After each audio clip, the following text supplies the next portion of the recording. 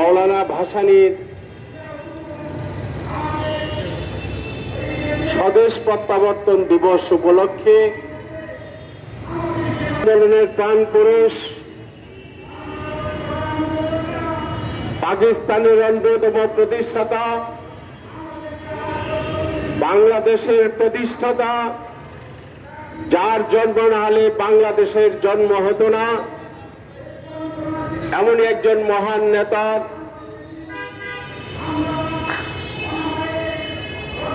একাত্তরের মুক্তিযুদ্ধের পরে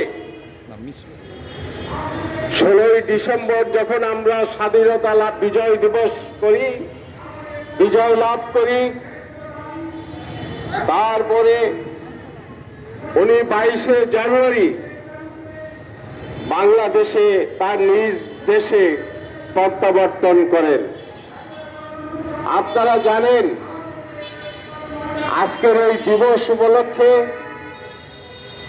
মহান নেতা মাওলানা ভাসানীর স্বদেশ প্রত্যাবর্তন দিবস উপলক্ষে আজকে আমরা এই দিবসের ডাক দিয়েছি।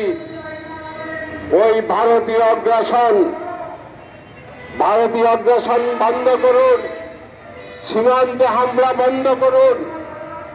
আমরা ভারতের সীমান্ত হামলা, ভারতীয় আগ্রাসন, এই দেশের মানুষ যতদিন বেঁচে থাকবে আমরা ভারতের আগ্রাসনকে প্রতিরোধ করব এবং এই সীমান্ত হামলা বন্ধ করব। যারা বারবার সীমান্তে, আপনারা জানেন গত মাসেও 3 বার সীমান্ত হামলা হয়েছে এবং গত 3 বৎসরে বাংলাদেশের 200 মানুষের প্রাণ গিয়েছে এই সীমান্তে। তারা বারবার আমাদেরকে হামলা করছে। এমনই সময় আমরা এই কয়েকদিন আগে চাঁপাইনবাবগঞ্জ সীমান্তে হামলা হয়েছে। এমনই সময় আমরা মহান নেতা মাওলানা ভাসানীর স্বদেশ প্রত্যাবর্তন দিবস পালন করছি।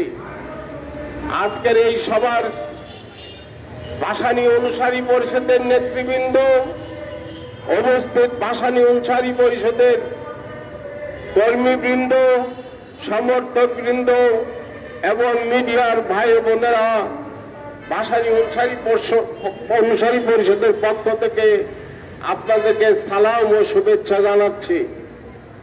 বন্ধুগণ, আমরা আজকের এই দিবসটি পালন করার জন্য এখানে সমবেত হয়েছি এবং এই দিবসটির কে লক্ষ্য করে আমরা এই দিবস উপলক্ষে আমরা বলছি ভারতের সীমান্ত হামলা বন্ধ করতে হবে এবং ভারতীয় আগ্রাসন বন্ধ করতে হবে।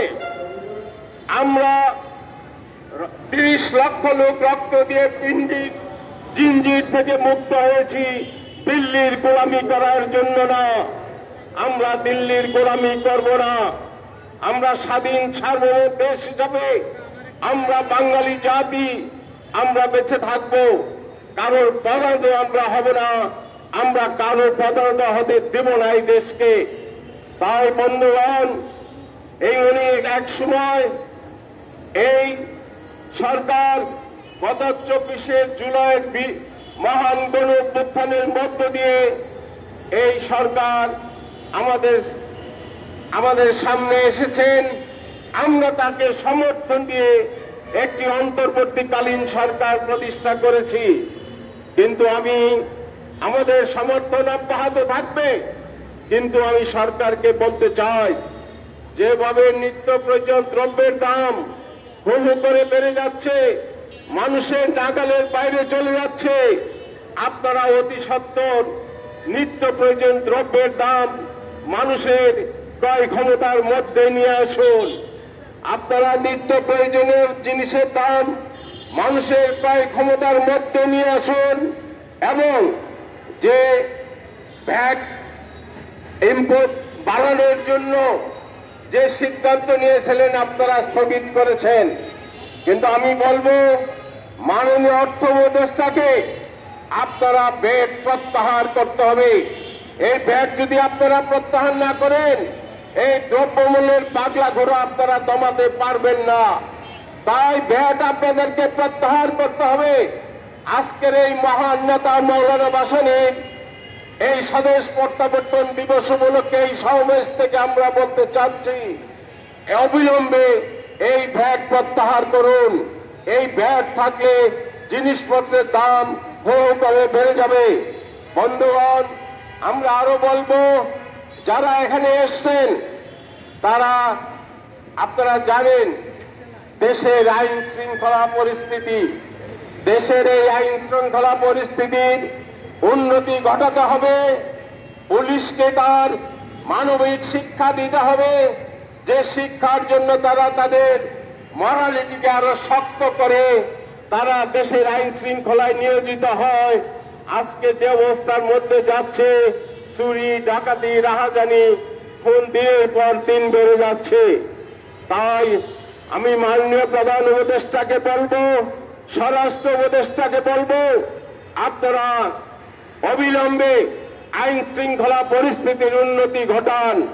আমরা আপনাদেরকে সমর্থন দিয়েছি, প্রয়োজনীয় সংস্কার আপনারা করেন, প্রয়োজনীয় সংস্কার করেন এবং অবিলম্বে নির্বাচনের ব্যবস্থা করুন।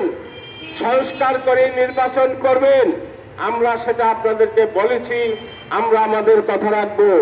কিন্তু আপনারা যদি নির্বাচন নিয়ে টালবাহানা করেন তাহলে কিন্তু এই দেশের মানুষ, আপনি জানেন আমরা সেই 52 সাল থেকে রাস্তায় রাজপথে লড়াই করে রক্ত দিচ্ছি এবং এই রাজপথে লড়াই করে আমরা 52তে মুসলিম লীগের কবর রচনা করেছিলাম। 69-এর গণ অভ্যুত্থান ঘটে মৌলানা ভাসানী আইয়ুব খানকে পদ থেকে বাধ্য করেছিলেন। কাজেই এর থেকে আপনাদের শিক্ষা নিতে বলবো।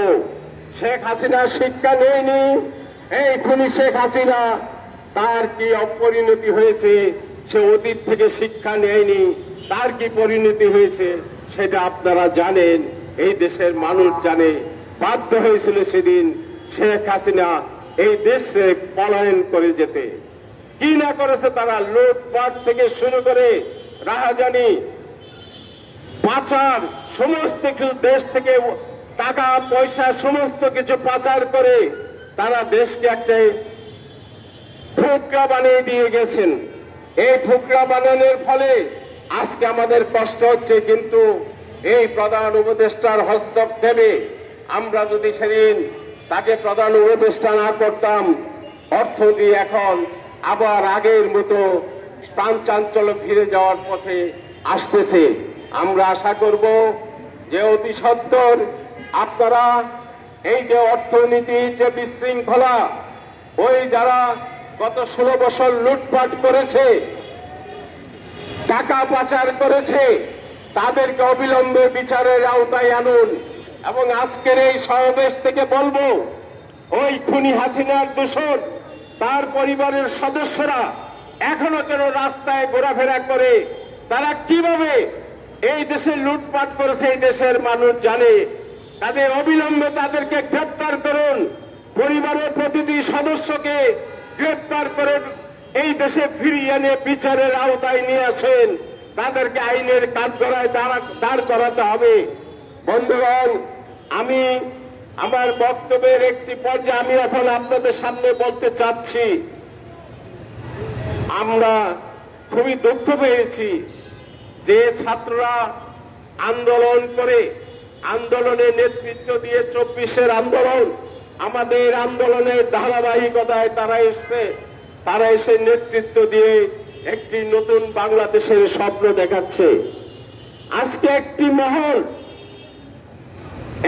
মহল তারা এই ঘাটতি মেরে ছাত্রদের মধ্যে থেকে একজন মহান দেশপ্রেমিক, যিনি 71-এ মুক্তিযুদ্ধ বাংলাদেশ থেকে শুরু করেছিলেন, যিনি ভারতীয় সম্প্রসারণবাদের বিরুদ্ধে তখনকার সরকারকে, শেখ মুজিবের সরকারকে পুতুল সরকার বলেছিলেন, সারা দেশে যিনি আইয়ুব শাহীর বিরুদ্ধে একটি আন্দোলন সংগ্রাম গড়ে তুলেছিলেন, একটি স্বাধীন সার্বভৌম দেশ হিসেবে বেঁচে থাকার এমন একজন দেশপ্রেমিক 86 বার কমরেড সিরাজ শিকদারকে এই দেশে সেই ছাত্রদের মধ্য থেকে একটি অংশ তারা তার গ্রাফিতি ওয়াল থেকে মুছে দেওয়া হয়েছে। আমরা এটা নিন্দা জানাই, প্রতিবাদ জানাই। সিরাজ শিকদার একজন দেশপ্রেমিক। শেখ মুজিব তাকে ক্রস ফায়ারে হত্যা করেছে। আজকে সেই নেতাকে কিভাবে তার গ্রাফিতি এই ওয়াল থেকে মুছে ফেলা হয়, আমরা তার নিন্দা জানাচ্ছি। আজকের এই ভাসানী শাহী পরিষদের মহান নেতা মৌলানা ভাসানীর এই সমাবেশ থেকে আমরা তার নিন্দা ও প্রতিবাদ জানাচ্ছি। বন্ধুগণ, আমরা আমাদের বক্তব্য দীর্ঘায়িত করব না। আমাদের মিছিল আছে, আপনারা মিছিলে অংশগ্রহণ করবেন। সুশৃঙ্খলভাবে এই মিছিলটি নিয়ে আমরা এগিয়ে যাব।